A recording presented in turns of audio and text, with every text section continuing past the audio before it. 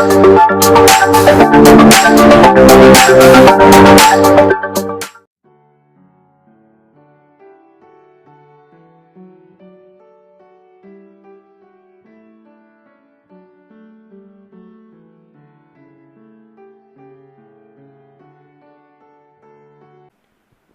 Lord. पुन्हा एकदा सर्वांचं मनपूर्वक स्वागत. पास्टर मनोज तेलोरे या यूट्यूब चॅनलमध्ये. आपण या चॅनलला लाईक करूयात, सबस्क्राईब करूयात.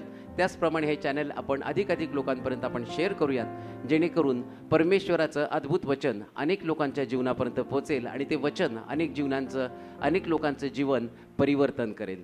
त्या ठिकाणामध्ये एक व्हॉट्सअप नंबर दिलेला आहे. त्या व्हॉट्सअप नंबरवर तुमच्या जीवनामध्ये जर काही प्रश्न असतील, काही प्रार्थना असतील, तर नक्कीच तुम्ही त्या ठिकाणामध्ये पाठवू शकता.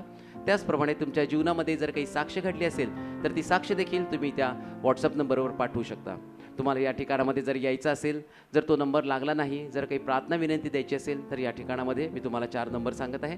त्या नंबरवर तुम्ही कॉल करू शकता. त्यातला पहिला नंबर आहे 9860274141. दुसरा नंबर आहे 9850144151. तिसरा नंबर आहे 9730319999 आणि चौथा नंबर आहे 9922882179. परमेश्वर अद्भुत कार्य करत आहे. एका भावाने पास्टरांना मेसेज केला होता आणि त्यांनी सांगितलं होतं की त्यांना आता बी पेरायचं आहे आणि त्या ठिकाणामध्ये त्यांच्या शेतीतलं जे विहिरीचं पाणी आहे ते कमी झालेलं आहे, त्यामुळे त्यांना शेती करता येत नाही आणि त्यांना त्या ठिकाणामध्ये आता बोर घ्यायचं आहे. आणि पास्टरांना त्यांनी मेसेज केला आणि पास्टरांनी त्या भावासाठी प्रार्थना केली आणि ओके असं त्या ठिकाणामध्ये सेंड केलं. आणि त्या भावाने सांगितलं की पास्टरांनी ओके सेंड केल्यानंतर दुसऱ्या दिवशी त्यांनी ते बोर करण्यासाठी सुरुवात केली आणि परमेश्वराच्या दयेने कृपेने फक्त 70 फुटावरच पाणी लागलं. म्हणून आपण सर्व गौरव परमेश्वराला देणार आहोत. एका भावाने पास्टरांना फोन केला आणि त्यांनी सांगितलं की त्यांच्या भावाला सिव्हिअर हार्ट अटॅक आलेला आहे आणि त्यांना व्हेंटिलेटरवर ठेवलेलं आहे, ICUमध्ये ते आहेत आणि डॉक्टरांनी फक्त 24 तासाची मुदत त्यांना दिलेली आहे. आणि त्या परिस्थितीत त्या भावांनी फोन केला. पास्टरांनी त्यांच्या भावासाठी प्रार्थना केली आणि परमेश्वरांनी त्यांच्या विश्वासाप्रमाणे अद्भुत कार्य त्या ठिकाणामध्ये केलं. सकाळी त्यांच्यासाठी प्रार्थना केली आणि त्याच दिवशी संध्याकाळी त्यांचं व्हेंटिलेटर काढलं आणि त्यांना पूर्ण आरोग्य मिळालं. म्हणून आपण सर्व गौरव परमेश्वराला देणार आहोत. आज आपल्यामध्ये नांदेडवरून सिस्टर अनिता कांबळे आलेले आहेत. ते यावेळेस पुढे येतील. Praise Lord. आज आपल्यामध्ये सिस्टर अनिता कांबळे नांदेडवरून आलेले आहेत. 3-4 महिन्यापूर्वी ते या ठिकाणामध्ये चर्चमध्ये आल्या होत्या आणि ज्यावेळेस 3-4 महिन्यापूर्वी ते या ठिकाणामध्ये सोलापूरमध्ये शिलो पेंटिकॉस्टल चर्चमध्ये आल्या, त्यावेळेस त्यांच्यावर 5 लाखाचं कर्ज होतं आणि त्यांनी या ठिकाणामध्ये आल्यानंतर पास्टरांकडनं प्रार्थना करून घेतली की पास्टर ते कर्ज माझ्या जीवनातनं निघून जावं. आणि पास्टरांनी त्या बहिणीसाठी प्रार्थना केली आणि आज ही बहीण या ठिकाणामध्ये आलेली आहे आणि त्यांच्या जीवनामध्ये साक्ष आहे की जे 5 लाखाचं कर्ज होतं ते कर्ज पूर्णपणे नील झालं, सर्व काही संपलं. म्हणून आपण सर्व गौरव परमेश्वराला देणार आहोत. आपल्यामध्ये नांदेडवरून सिस्टर रेखा चिवळे आलेल्या आहेत. ते पुढे येतील. परमेश्वराच्या नावाला धन्यवाद देऊयात. सिस्टर रेखा चिवळे नांदेडवरून आज आपल्यामध्ये आलेले आहेत. ज्यावेळेस 5-6 महिन्यापूर्वी त्यांचं जीवन फक्त बेडवरच होतं. कमरेच्या खालून त्यांच्या शरीरामध्ये कुठल्याही प्रकारची हालचाल होत नव्हती. त्या बेडवर झोपूनच होत्या. पण त्या अवस्थेमध्ये परमेश्वराच्या दयेने कृपेने पास्टर मनोज तेलोरे मिनिस्ट्रीज हे यूट्यूब चॅनल त्यांच्यापर्यंत पोहोचलं आणि त्या बेडवर झोपूनच त्या ठिकाणामध्ये यूट्यूब चॅनल त्या बघायच्या, त्या वचन ऐकायच्या. त्यांच्या जीवनामध्ये परिवर्तन व्हायला लागलं, त्यांचा विश्वास वाढायला लागला आणि त्यांनी पास्टरांना त्या ठिकाणातून फोन केला. पास्टरांनी या बहिणीसाठी प्रार्थना केली आणि त्या बहिणीच्या विश्वासाप्रमाणे वचन त्यांच्या जीवनामध्ये कार्य करत होतं आणि चमत्कार घडला. त्या बहिणीला पूर्ण आरोग्य मिळालं आणि ज्यावेळेस पूर्ण आरोग्य मिळालं त्यावेळेस त्या बहिणीने ठरवलं की आपल्याला या चर्चमध्ये यायचं आहे. पण तेवढ्याच विश्वासावर ती बहीण थांबली नाही, तर त्या बहिणीचा विश्वास अधिक वाढला आणि त्या बहिणीची इच्छा होती की त्यांच्या गावामध्ये एक जागा आहे आणि त्या जागेची किंमत 12 लाख रुपये आहे. त्यांची इच्छा होती की ती जागा त्यांनी खरेदी करावी आणि ती खरेदी करण्यासाठी त्यांनी पास्टरांना सांगितलं की पास्टर ती जागा आम्हाला खरेदी करायची आहे, तर ती जागा आम्हाला मिळावी म्हणून तुम्ही प्रार्थना करा. आणि पास्टरांनी या बहिणीसाठी प्रार्थना केली आणि परमेश्वराने अद्भुतरित्या त्या ठिकाणामध्ये देखील कार्य केलं. जी जागा त्यांना 12 लाखामध्ये मिळणार होती, तर परमेश्वराच्या दयेने कृपेने ती फक्त 1.25-2 लाखामध्ये त्यांना मिळाली. म्हणून आपण सर्व गौरव परमेश्वराला देणार आहोत. तोच अद्भुत परमेश्वर आज पुन्हा एकदा वचनाच्या द्वारे आपल्याशी बोलत असताना आपण जोरदार टाळ्यांनी स्वागत करूयात पास्टर मनोज तेलोरे यांचं. प्रभूला धन्यवाद देतो, स्तुती करतो. बरेच लांबून लोक या ठिकाणामध्ये देवाचं वचन ऐकण्यासाठी आले. विशेषतः आपले वसईचे ब्रदर्स ते आपलेच आहेत है की नाही? राजू ब्रदर तर काल म्हटली माझं 7-12 इथलाच आहे. पुष्कळ लोक या दिवसामध्ये देवाच्या वचनाच्या द्वारे प्रभू त्यांची भेट घेत आहे. गेल्या आठवड्यामध्ये जो संदेश होता की काय संदेश होता? आनंदी हृदय उत्कृष्ट औषध. आणि मग जीवन कसं आनंदी जगायचं. पुष्कळ लोकांनी त्यानंतर असं मला पाठवलं की ते म्हटलं की जर अगोदर हा संदेश आमच्याकडे आला असता तर जीवनामध्ये एवढं दुःख आमच्याकडे कधी नसतं. प्रॉब्लेम काय माहिती का, माणसाला नेहमी दुःख प्रिय असतं. मी मागेही तुम्हाला सांगितलं की सगळं नॉर्मल असलं तरी अचानक वाटतं की कुठला तरी रडायचा पिक्चर बघावं, रडायची सिरियल बघावी, नाही का.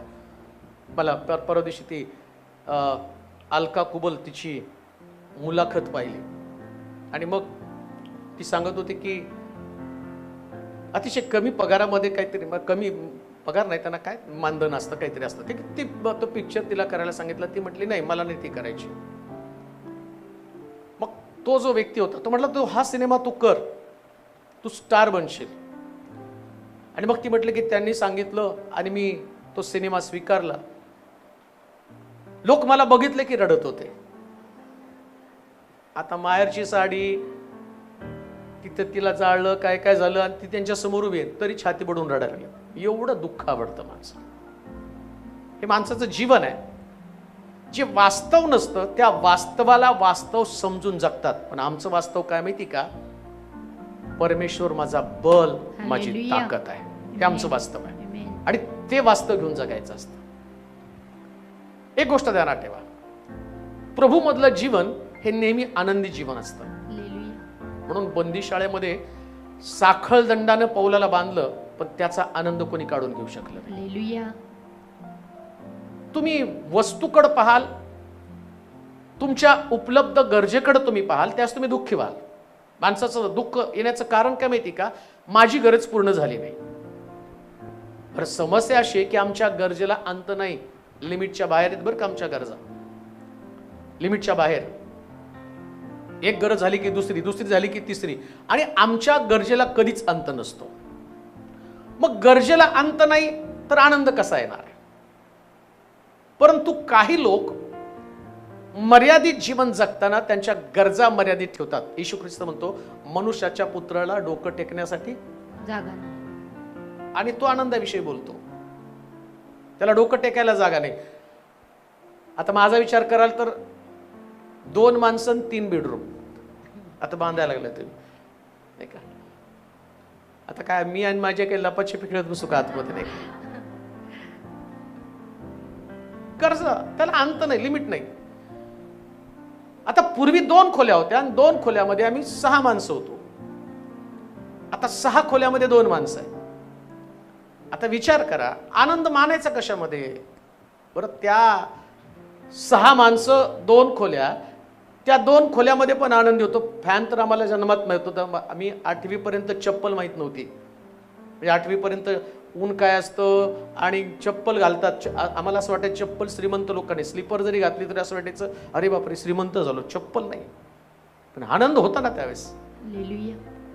म्हणजे वस्तूवरती आनंद कधीच नसतो. मग तुमचा सगळ्यात मोठा आनंद काय तर देव आहे. आणि का तुमचा आनंद देव आहे त्याचं कारण मी तुम्हाला सांगणार आहे. पुष्कळ संदेश प्रभूने या दिवसामध्ये नवीन नवीन दिलेत. एक संदेश येईल, तुम्ही खुनी आहे आणि तुम्हाला पकडणार आहेत सगळे, बरं का. 100% खुनी आहेत, मर्डरर. पण आज नाही तो.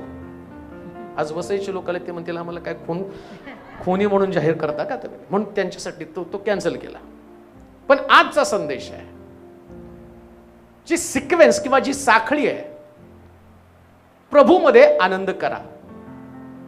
आणि का आनंद करायचा आहे, कारण काय आनंदाचं.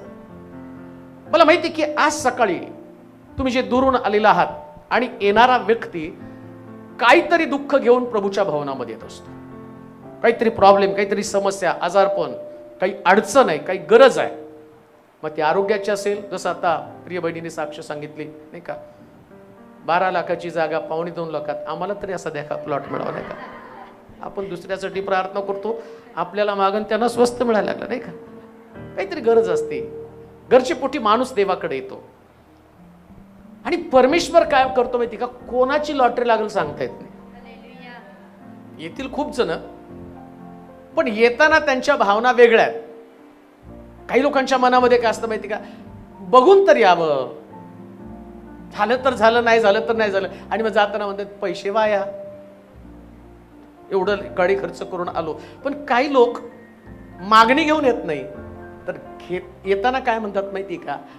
कोण नाही भेटलं तरी चालेल, देव भेटावा. आणि ज्यावेळेस देव तुम्हाला भेटतो ना, देव तुमच्या सोबत असतो. दुसऱ्या भाषेमध्ये आम्ही पाहतो की एक सुंदर उदाहरण पवित्र शास्त्रामध्ये दिलं. इश्माईल जन्माला आला आणि हगारीनेच त्याला जन्माला घातला, सारेने, आणि त्या हगारीला अब्रामाच्या ताब्यात दिलं. आणि नंतर इसाक आणि इश्माईल खेळायला तिला वाईट वाटलं, नको दासी पुत्र माझ्या मुलाबरोबर नको, तिने हाकलून दिलं तिला. अब्रामानं त्याला जसं सारा सांगते देवानं सांगितलं तसं कर, आणि मग त्याला वाटे हाकलून दिलं घरातनं. जाताना त्याच्याबरोबर एक भाकर दिली, भाकर आणि मस्केतलं पाणी दिलं. आणि जसं रानामध्ये गेल्यावर भाकर संपली तसं त्याच्या डोळ्यामध्ये अश्रू आले, दोघं पण रडायला लागले. भाकरही संपली, पाणी पण संपलं. आता येशू म्हणतो स्वर्गातनं उतरलेली भाकर, जेव्हा भाकर संपते तेव्हा रडायला येतं. भाकर आहे तोपर्यंत रडायला येत नाही बरं का. म्हणून सगळ्यात मोठी समस्या काय? भाकर आहे का आमच्याकडे, येशू आहे का आमच्याकडं? आता बघा, भाकर संपली म्हणून ती रडत आहे, इश्माईल रडत आहे. आता देव तो देव आहे, त्या देवानं त्याच्या दृष्टीला रानात भाकर नाही दिली. ऐका बरं का, फार सुंदर आहे. पण रानामध्ये त्याच्यासाठी पाण्याचा झरा निर्माण केला. आणि भाकरीसाठी काय म्हणतो? जिथं तुझं घर आहे पुन्हा तुला सारेकडे जावं लागेल आणि तिच्या हाताखाली सहन करावं लागेल. ऐका, रानामध्ये भाकर नाही दिली, रानामध्ये काय दिलं त्याला? पाणी. आणि पाणी म्हणजे देवाचं वचन नाही का? वचनरूपी जलस्नानानं त्याने मला शुद्ध केलं. पण भाकरीसाठी कुठे यावं लागल? घरात. आणि कशासाठी यावं लागेल? आता घरात आल्यावर काय तिथं सारेचा जास्त सहन करावा लागेल. तसं लक्षात ठेवा, देवाचं वचन तुम्हाला पुन्हा मंदिराकडे घेऊन येतं आणि मंदिरामध्ये तुम्हाला जाच असणार आहे. मंदिरात काय जाच? लोकांना वाटतं मंदिरामध्ये सगळं चांगलं नाही, मंदिरात जाच असणार आहे. कोणतरी जाच करणार, आणि कुणी नाही केलं तर मी करेल ना. मी तुम्हाला या टाळ्या वाजवतो तुमच्यासाठी आनंद आहे. इथं माझ्याकडे हंटर आहे, माझ्याकडे आसूड आहे, ते तुम्हाला टोचणार. मग कोणी म्हणते टोचून बोलले, अमकं बोलले, सगळं बोलू द्या. टोचून बोलतो, मारून फोडून तोडून सगळं. का तर देव, आता बघा, जेव्हा हे वाक्य तिला बोलतो, जा सारेच्या हाताखाली सहन करत राहा, ती जाते. आणि तो ती बोलत असताना तो काय म्हणतो माहिती का? देव तिला काय म्हणतो? याच्यापासून मी एक मोठं राष्ट्र निर्माण करेन. म्हणजे काय माहिती का? जेव्हा तुम्ही सहन करता तेव्हा तुम्ही मोठे बनत असता, मोठे बनत असता.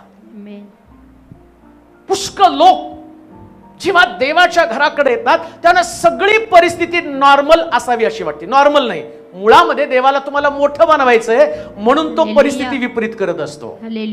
ज्याला मोठंच बनायचं नाही ना, त्यांनी यायचं, खुर्चीवर बसायचं, गपचूप घरी जायचं. जांभळ्या देत बसायचं, जांभळ्या तू देत उठायचं. गायलं तर गा, नाही गायलं तर नका गाऊ. आलं तिथं कोणाला भेटायचं भेटू नका, कोणाला नाही भेटायचं नका भेटू नका.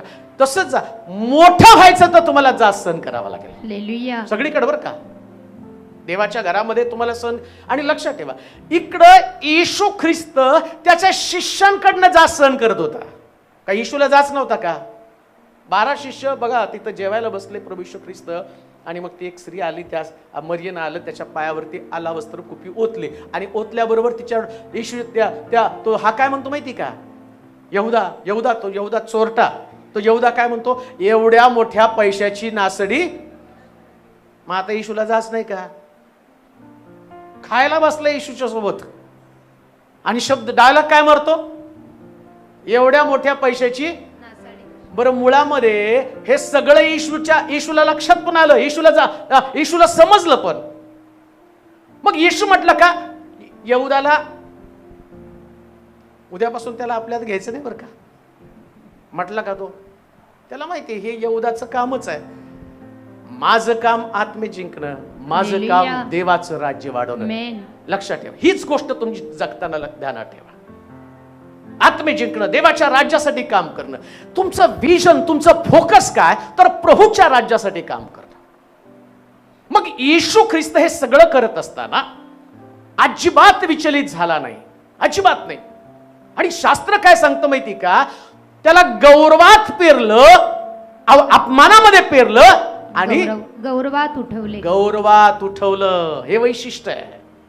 जेव्हा तुम्ही देवाचे लोक म्हणून आत्मिक जीवन जगताना तुम्हाला चांगलं कोण म्हणेल याची अपेक्षा करू नका. अपेक्षा नाही करायची बरं का. आणि ज्याला अपेक्षा करायची त्यानं हिमालयात जाऊन बसायचं डोंगरावरती. तिथं कोण तुमचा अपमान करणार नाही, तुम्हाला कोणी वाईट बोलणार नाही, कोणी चांगले. ते झाड आहेत, ते झाड तुम्हाला बघतील, ते म्हणतील बसा, आम्हाला पण कोण बोलत नाही, तुम्हाला पण कोण बोलत नाही. लक्षात घ्या. पण एक गोष्ट मी तुम्हाला सांगणार आहे, जेव्हा या पृथ्वी तलावरती तुम्ही असता आणि तुम्ही राहत असताना, माझा विषय आज वेगळा आहे. परमेश्वर जर तुमच्या बरोबर आहे तर एक वचन आम्ही वाचणार आहोत. परमेश्वर दारिद्र्यास उकिरड्यावर उचलून उभं करतो. कशाला देव तुमच्या बरोबर पाहिजे? काय वैशिष्ट्य प्रभूचं? एक वचन वाचा म्हणजे तुम्हाला समजेल. पहिले शमूएल 2 अध्याय आणि 7 आणि 8 वचन. पहिले शमूएल 2 अध्याय 7 आणि 8 वचन. हा वाचा. परमेश्वर निर्धन करतो. कोण? परमेश्वर काय करतो? निर्धन करतो. निर्धन करतो व धनवानही करीतो. धनवान पण करतो. तो अवनत करतो. अवनत करतो व उन्नतीही करीतो. उन्नती पण करतो. तो कंगालास धुळीतून उठवितो. कंगालास धुळीतून उठवतो. दारिद्र्यास उकिरड्यावरून उचलून उभे करतो. उभं करतो. फार सुंदर आहे. दोन गोष्टी प्रभू करतो. तो म्हटलं तो अवनत करतो आणि तो उन्नत करतो. म्हणजे काय? डिमॉलिशन. देवाच्या वचनामध्ये सांगितलं की परमेश्वर अवनत करतो म्हणजे मनुष्याची प्रगती थांबवतो. का मनुष्याची प्रगती थांबवतो? काय या गोष्टी तो करत आहे? काय देवाला दुसरं काम नाही स्वर्गामध्ये बसून कोणाला तरी वर करायचं, कोणाला तरी खाली काढायचं? कारण काय प्रभूचं हे सगळं? असं लिहिलंय. आता मी वचनामध्ये ऐकलं आणि असं परत एकदा ते वचन वाचा. परमेश्वर निर्धन करीतो. निर्धन करतो व धनवानही करीतो. धनवान सुद्धा करतो. तो अवनत करीतो. अवनत करतो व उन्नतीही व करीतो. उन्नतीही करीतो. तो कंगालास धुळीतून उठवतो. दारिद्र्यास उकिरड्यावरून उचलून उभे करतो. काय करतो परमेश्वर? कोणाला तरी कंगाल करतो आणि कंगाल करून ठेवल्यावर त्याला धुळीमध्ये टाकतो आणि म्हणतो आता मी तुला उचलणार. काय देवाचं काम आहे बघा. आता दोन गोष्टी तुम्हाला समजावून घेणं का गरजेचं आहे माहिती का? धनवान झालो म्हणजे मी देवाचा मार्ग सोडून दिला. माझ्याकडं पैसा आला, माझ्याकडं ज्ञान आलं, माझ्याकडं आणि सर्व प्रकारची ओळख आली, मला प्रतिष्ठा मिळाली, माझ्याकडे नोकरी आली, मला राहण्यासाठी घर आलं, सगळ्या गोष्टी माझ्याकडे आल्या. आता माणूस आहे होतो जेव्हा काही नसतं त्याच देवाचा शोध घेत असतो. आणि एकदा देवानं त्याला दिलं म्हणून दावीद पण प्रार्थना करताना काय म्हणतो माहिती का? एवढं देऊ नको की मी खाऊन माझावं, आणि तू एवढं पण मला कमी देऊ नको की मी चोऱ्या कराव्यात. मग तो काय म्हणतो? एवढं दे की तुझ्या मंदिरात मला राहता येईल. सगळ्यात महत्वाची गोष्ट काय माहिती का? तुमचा फोकस जर काय असेल, धनवान होणं तुमचा फोकस नाही. बायबल सांगतं परराष्ट्रीय लोक धनाच्या मागे लागतात, देवाचे लोक धनाच्या मागे लागत नाही. म्हणून पेत्र म्हणतो आमच्याकडं सोने रुपये काही नाही, पण आमच्याकडे येशू आहे. का? तर ज्याच्याकडे येशू आहे त्याला सगळं मिळतं. आता विचार करा, लोक सगळं धन बिन एवढं सगळं मिळवण्याचा प्रयत्न, कशासाठी पैसा मिळवता तुम्ही? कशासाठी? अजून कळलं नाही. माझ्याकडे आणून द्या, तुम्हाला पैसा कशाला मिळसाठी मिळवता? मी तर सांगतो तुम्हाला, खायसाठीच कमवता ना. खायसाठी कमवता का नाही? अरे काय उपाशी आहेत रे हे लोक, खाण्यासाठी कमवतात. आता खाऊन झाल्यावर तुमचा पैसा शिल्लक राहतो. आता बघा तुम्ही हे पैशाचं वैशिष्ट्य काय. गरीब असताना त्याला जास्त भूक लागते, सारखं टोपलं दिसतं आणि टोपलं 12 महिने रिकाम असतं नाही का, एवढं खाता. आता आमची परिस्थिती गरीब होती त्यावेळेस मला आठवतं आमची आई 20 किलो महिन्याला साखर भरत होती. किती साखर? 20. आणि ती साखर खात होतो आम्ही. 20 किलो गोड तेल, 50 किलो गहू, अजून माझ्या डोक्यात आहे ते सगळं चित्र, एवढं खात होतो. आता 30 किलो गहू भरतो, त्यातलं 20 किलो कुत्र खात, त्याला 2 टाइम, ती एक चपाती मी एक चपाती. आता साखर 1 कप ती 1 कप मी, दुसरा कप तर मला चालत नाही. सकाळी बळजबरीने ती प्यायला लावती का, तर तिला वाटतं माझं पोरगं ठणठणीत असावं, फ्रेश असावं म्हणून बळजबरीने खाऊ वाटत नाही.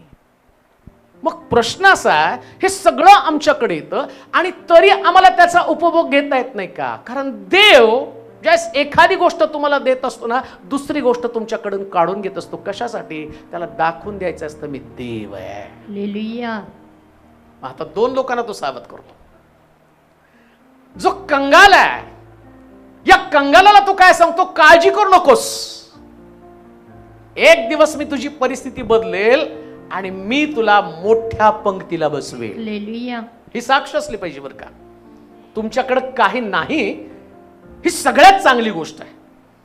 आज तुमच्याकडे काही नाही आहे आणि ज्यांच्याकडे काहीतरी आहे ना, त्यांनी ते सांभाळून ठेवण्यासाठी प्रयत्न केला पाहिजे. काय कशासाठी प्रयत्न करावा? अरे देव धन काढून घेतो, लिहिलंय का नाही? वाचा बरं. परमेश्वर निर्धन करतो. कोण निर्धन करतो? परमेश्वर. म्हणजे तुमचं धन पण कोण काढून घेणार आहे?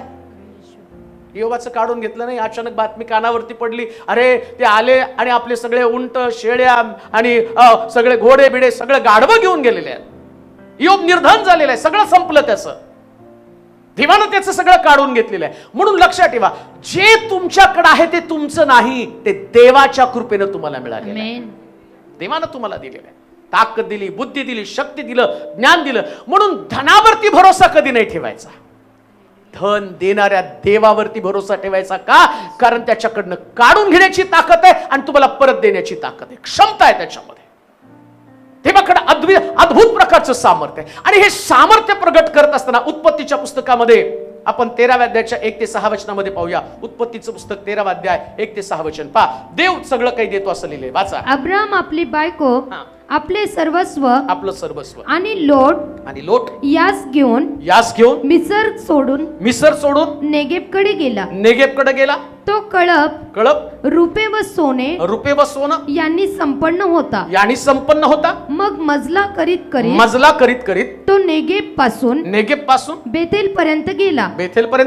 बेतेल व आय यांच्या दरम्यान त्याने आरंभी डेरा दिला होता. त्या ठिकाणी तो आला. त्याने प्रथम वेदी बांधली होती. त्या स्थळी तो आला. तेथे त्याने परमेश्वराच्या नावानं प्रार्थना केली. अब्राम बरोबर लोट जात होता. त्याची ही मेंढरे गुरेढोरे व पालेप होती. त्यास एकत्र राहण्यास तो प्रदेश पुरेना. कारण त्यांची मालमत्ता एवढी झाली की त्यास एका स्थळी राहता येईना. शिवाय अब्रामाच्या व लोटाच्या गुराख्यांची भांडणे होऊ लागली. मला यामध्येच तुम्हाला काय सांगायचंय की तुमच्या जसं अब्राम हा काही सुरुवातीला गरीब नव्हता. तो एक मूर्तिकार आहे, तो एक बिझनेसमॅन आहे आणि तो बिझनेस करत असताना ऑलरेडी तो संपन्न होता. पण तरी त्यानं देवाची वाणी ऐकली. देव त्याच्याशी बोलला आणि त्याला म्हटलं, तू माझ्या मागे, आपला देश, आपले गणगोत, आपले नातेवाईक सगळं काही तुला सोडायचंय. आणि त्यानं आपली संपत्ती घेऊन देवाच्या मागे निघाला. आता ऐका, अब्रामाची जी संपत्ती होती ती संपत्ती त्याच्या बुद्धीनं, जे ज्ञान त्याच्यामध्ये होतं, या ज्ञानाच्या बळावरती त्यांनी मिळवलेली होती. पण त्याची संपत्ती त्याला मर्यादा होती, लिमिटेशन्स होते. नीट ऐका बरं का, ज्या ती सुरुवातीला वचन वाचलं, तो संपन्न झाला. आज तुम्ही संपन्न असाल, तुमच्या बुद्धीनं तुम्ही धन मिळवलंय, काहीतरी तुमच्याकडे टॅलेंट्स आहेत, मला एक वचन वाचलं, मला वाटतं थेसलोनिकराचं पत्र 4 अध्याय 11 वचन, पहिले थेसलोनिकराचं पत्र 4 अध्याय आणि 11 वचनामध्ये तुम्ही कसं धन मिळवता आणि ते कसं तुम्हाला देव ज्ञान देऊन ते वाढवतो. बाहेरच्या लोकांबरोबर, बाहेरच्या थेसलोनिकराचं पहिलं पत्र 4 अध्याय 11 वचन. बाहेरच्या लोकांबरोबर सभ्यतेने वागा आणि तुम्हास कशाची गरज पडू नये म्हणून आम्ही तुम्हास आज्ञा केल्याप्रमाणे स्वस्थ राहणे आपापला व्यवसाय करणे आणि आपल्या हातांनी काम करणे यांची हौस तुम्हाला असावी. आता तो काय म्हणतो माहिती का, तुम्ही स्वस्थ असू नये, काहीतरी काम तुम्ही करत राहावं. आणि तुम्ही सगळेजण काम करत आहात, तुमचं काम, तुमचा व्यवसाय, तुमचा बिझनेस तुम्ही करत आहात. शास्त्रात काय सांगितलं, कोणी सुद्धा स्वस्थ बसायचं नाही, सगळ्यांनी काम करायचं. आता लक्षात घ्या, तुम्ही काम करता आणि तुमच्या कामाच्या उत्पन्नाला मर्यादा आहे. असं कोणच नाही की त्याला असं वाटतं मला खूप श्रीमंत व्हायचंय, आणि खूप श्रीमंत व्हायचं तर तुम्ही पाहता तुमच्या हाताकडं, अरे माझ्या हाताकडं माझा पगार एवढा तुटपुंजा आहे, माझा परिवार एवढा मोठा आहे, माझं शिक्षण एवढं कमी आहे. मग जेव्हा तुम्ही तुमच्या उपलब्ध गोष्टीकडे पाहता त्यास तुम्हाला कळतं या दारिद्र्यातनं मी नाही बाहेर पडू शकत. आता इकडं काय म्हटलं, तुम्ही स्वस्थ राहा. ऐका बरं का, फार सुंदर शब्द वापरलाय, तुम्ही स्वस्थ राहा. काय शब्द आहे, वाचा. म्हणून आम्ही तुम्हास आज्ञा केल्याप्रमाणे स्वस्थ राहणे आपापला व्यवसाय करणं आणि आपल्या हातांनी काम करणं यांची हौस तुम्हाला असावी. कसली हौस पाहिजे हो? काम करण्याची. त्यानं धुळीतनं काढून मला, आता इथं वचन काय आम्हाला त्यांनी दारिद्र्यास उकिरड्यावरून उचलून, मला वाटते आता सगळेजण म्हणले असतील आता खरा संदेश आला. उकिरड्यावरून काढणार, राजगादीवरती बसवणार. मग सगळे लोक, आपल्याला काही टेन्शन नाही, शाळा नाही शिकलं तरी चालेल, काही काम धंदा नाही केला तरी चालेल, काही न करता प्रभू मला उकिरड्यातनं बाहेर नाही. दोन गोष्टी, एक स्वस्थ राहणं म्हणजे काय, जी बुद्धी तुम्हाला प्रभूनं दिलेली आहे, प्रत्येकाच्या ठाई काहीतरी प्रभूनं टॅलेंट्स ठेवलेले, बिझनेस माइंडेड त्यांना डोकं दिलेलं आहे, एक काहीतरी बुद्धी तुमच्याकडे दिलेली आहे. आणि ती बुद्धी कशासाठी दिली माहितीये का, शांत राहून तुम्ही तुमचा व्यापार करावा, तुमचा व्यवसाय तुम्ही करावा. आणि ज्या क्षेत्रामध्ये तुम्ही काम करता त्या क्षेत्रामध्ये तुमची बुद्धी तुम्हाला नेणार नाही, देवाचा हात तुम्हाला वर घेऊन जाणार आहे, देवाचा हात.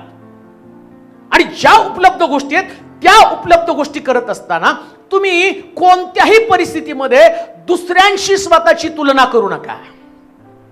स्वस्थ राहा म्हणजे काय, तुम्ही तुमचं कंपॅरिझन दुसऱ्याबरोबर करू नका.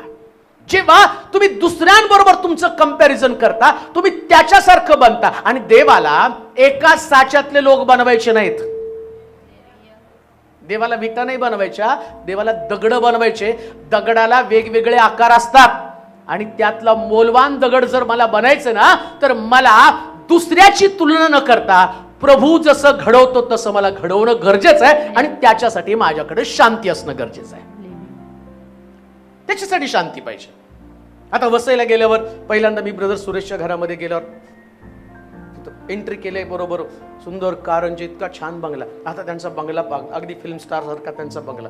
आणि ते बंगला बघितल्यावर असं वाटलं काय सुंदर बंगला आहे. आता मी जर म्हटलं नाही देवा मला त्यांच्यासारखा ब्रदर सुरेश सारखा बंगला पाहिजे, देव म्हटलं ठीक आहे, पण देवाच्या डोक्यामध्ये असेल मला त्याच्यापेक्षा भारी बंगला पाहिजे असेल तर मी त्यांच्या बंगल्याकडे पाहून स्वस्थ बसलं पाहिजे. दिवस रात्र माझ्या डोक्यात ते नाही घोळलं पाहिजे, अरे तसला बंगला तसला बंगला तसला बंगला. देव म्हणतो तसं नाही, त्याच्यापेक्षा तुला एक्स्ट्रा वेगळं द्यायचं. म्हणजे मला असं नाही म्हणायचं मला तुमच्या पुढे जायचं.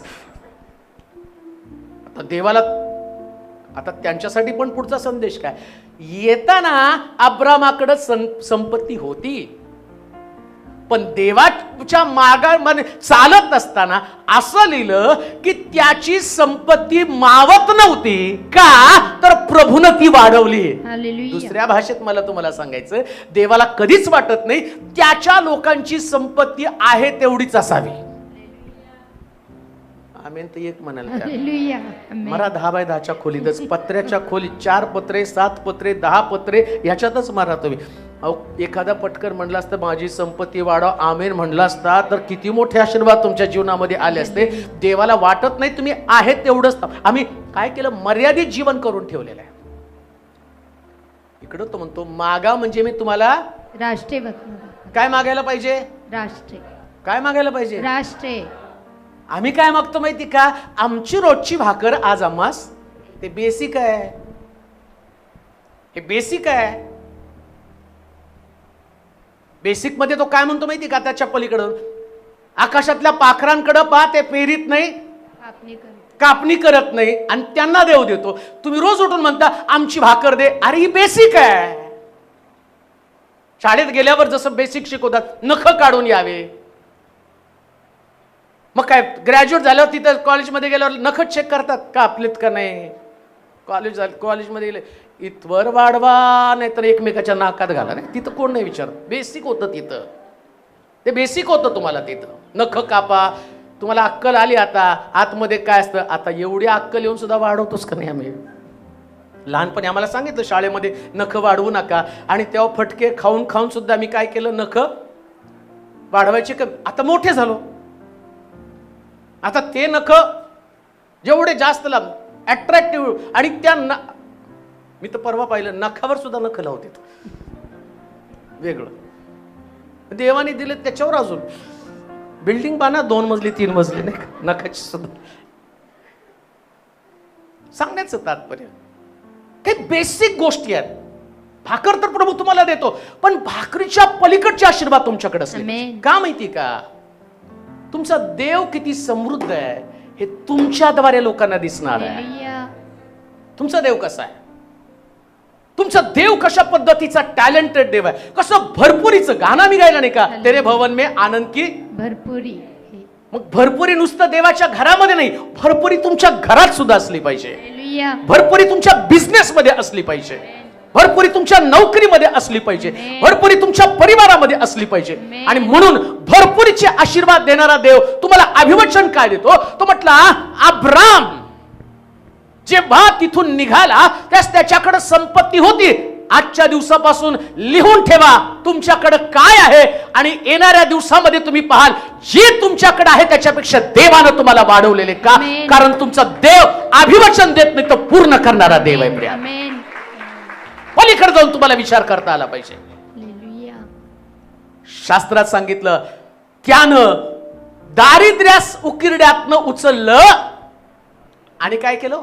कंगालास धुळीतून उठवलं. अजून वाचा, सगळं वाचा, एक एक नको. हा, परमेश्वर निर्धन करतो व धनवानही करतो. परमेश्वर निर्धन करतो व धनवानही करतो. धनवान करतो. तो अवनत करतो. अवनत करतो व उन्नतीही करीतो. उन्नती पण करतो. तो कंगालास धुळीतून उठवितो. कंगालास धुळीतनं उठवतो. दारिद्र्यास उकिरड्यावरून उचलून दारिद्र्याला उकिरड्यावर उचलून उभे करतो. उभं करतो. म्हणजे मग ते सरदारांच्या शेजारी बसतात. कशासाठी उभं करतो?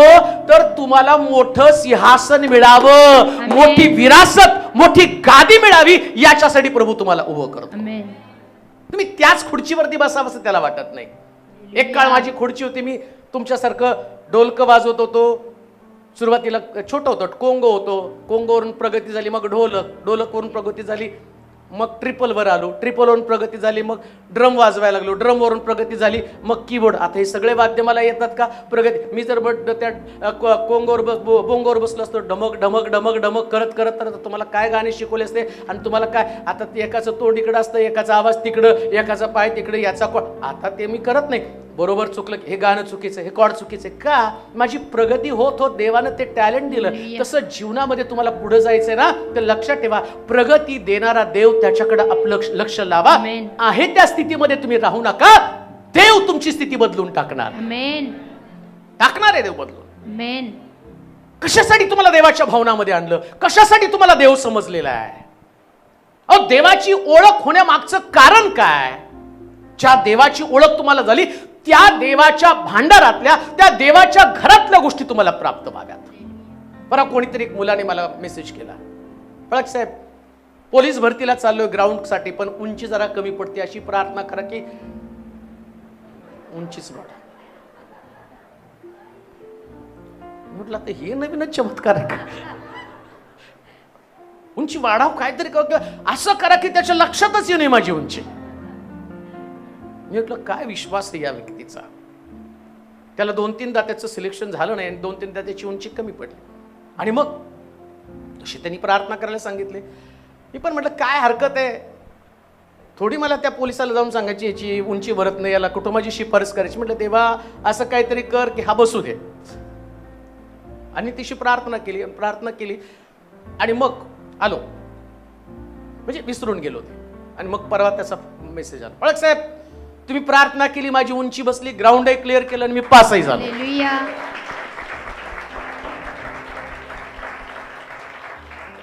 आणि हा खाली हसायचे इमोजी टाकले.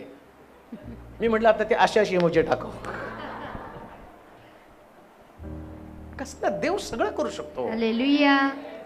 उन्नती करतो, अवनती करतो, सगळं काही प्रभू करतो. प्रिया, हालेलुया.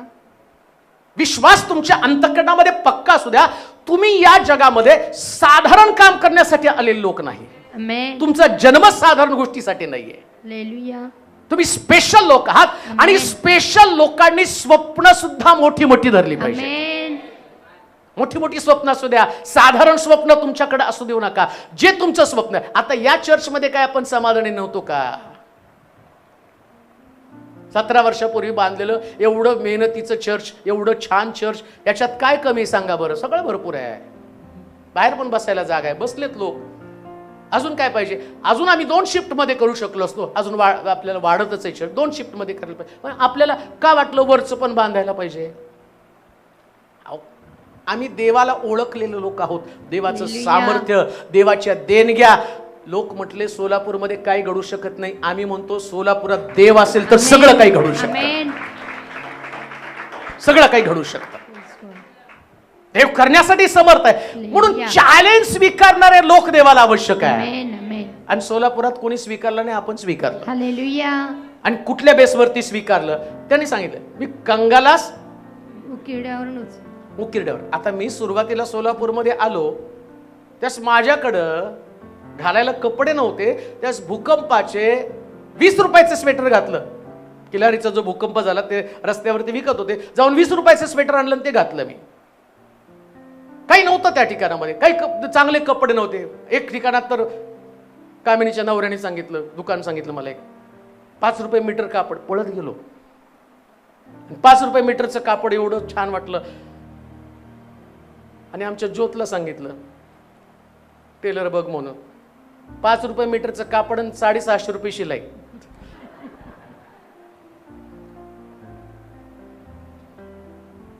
मग लक्षात घ्या की ही परिस्थिती होती की त्यावेळेस आपण ती कुवत आपल्यामध्ये नव्हती. पण आज जी आमच्यामध्ये कुवत आहे याचं कारण कंगालास धुळीतनं काढून उभं करतो.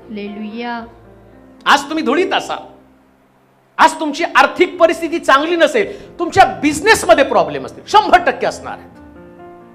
त्या बिझनेसमध्ये प्रॉब्लेम आहे. देवाला त्याचं काम दाखवायचंय. आता देव स्वर्गामध्ये समजा सगळं तुमचं चांगलं ठेवलं, तुम्ही कुठं पण शब्द टाकला, तुमच्याकडे पैसे आले, तुम्ही बँकेकडे गेला आणि बँकेला सांगितलं ओ द्या मला पैसे. बँक या साहेब बसा, तुमचीच वाट बघतो नाही का?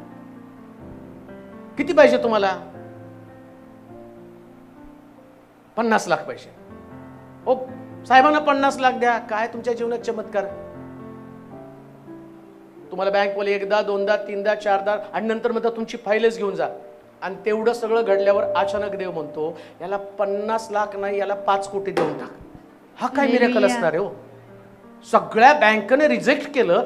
अचानक देव कुठून काम करतो माहित नाही. आणि अशा परिस्थितीमध्ये परमेश्वर म्हणतो मी तुला धुळीतनं काढून उभं करतो आणि सरदाराच्या पंक्तीस बसवतो. सरदाराच्या पंक्तीस म्हणजे ज्या बिझनेसमॅनला बिझनेस करता येत नव्हता, त्यांना पैशानं बिझनेस जमला, परंतु तुझ्याकडे पैसा नसताना सुद्धा जो बिझनेस तू केला, या बिझनेसचं कारण त्यांच्याकडे बुद्धी होती, पण तुझ्याकडे बुद्धी देणारा देव होता. आणि त्यांची ओळख होती, त्यांच्याकडे पैसा होता, पण तुझ्याकडे पैसा नसताना देव तुझ्या सोबत होता. ज्याचं नाव जेहोवा जायरा, ज्याचं नाव पुरवठा करणारा देव, जो अरण्यामध्ये आमच्यासाठी आणि मार्ग तयार करणारा देव, समुद्रामध्ये वाट तयार करणारा देव. लक्षात ठेवा, परमेश्वर दारिद्र्यास उकिरड्यातनं काढून उभं करतो. तुमची परिस्थिती आता देव बदलून टाकणारे, याविषयी तुम्ही आशावादी असलं पाहिजे. बदलणारे देव परिस्थिती. आणि ज्या स्थितीमध्ये तुम्ही आहात त्या स्थितीमध्ये देवाला तुम्हाला ठेवायचं नसतंच. कशाला देव ठेवणार आहे तुम्हाला त्या स्थितीमध्ये? आकाश त्याचं सिंहासन, पृथ्वी त्याचं पाय ठेवण्याचं ठिकाण. म्हणजे पृथ्वी खालची आणि त्याच्या पायाखालची प्रत्येक वस्तू देवाच्या मालकीची. कुठं तुम्ही, देवाचा पाय सगळीकडे, कुठं म्हणाल तिथं देव काम करणार आहे, म्हणेल तिथं काम करणार आहे. बरं, कोणीतरी मला सांगितलं, पळक साहेब, पोराने गाडी कुठं लावली ती त्याच्या लक्षातच नाही. गाडीच त्याची हरवली, कुठं लावली त्याच्याच लक्षात नाही. तुम्ही प्रार्थना करा. इतका राग आला. आता यांच्या गाड्या पण शोधून द्यायच्या का आपण? ते गाडी विसरला, कुठं लावली कळायला तयार नाही, आणि तुम्ही प्रार्थना करा ती गाडी सापडावी. म्हणजे ठीक आहे, देवा याची स्मरणशक्ती परत दे, कुठं गाडी लावली ती तर लक्षात येऊ. काय प्रार्थना करणार? मी तीच प्रार्थना करणार आहे. आला दुसऱ्या दिवशी पण सापडली गाडी, पोराला आठवलं. ते सांगण्याचं तात्पर्य, तुमची कोणतीच वस्तू आणि कोणताच आशीर्वाद प्रभू घालवू देणार नाही.